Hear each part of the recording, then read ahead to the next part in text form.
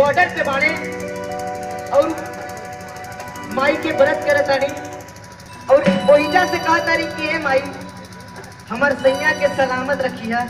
और देखी कैसे कहा तारी करी है छठी माई फौजी जवान के और रक्षा करी है ए देखती माई फौजी जवान के। सब लोग हमारे सुर प्लीज आप एक बार आ जाए, यहाँ पे आ जाइए सब लोग। हेलो सब लोग आ जाइए।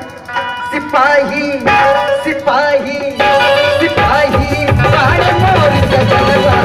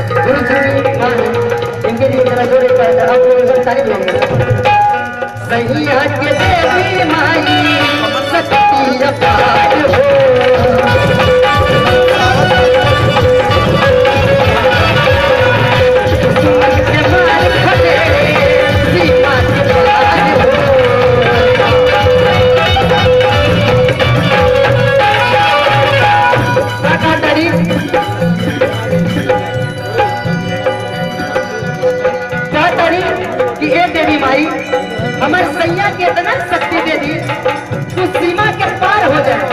और कैसे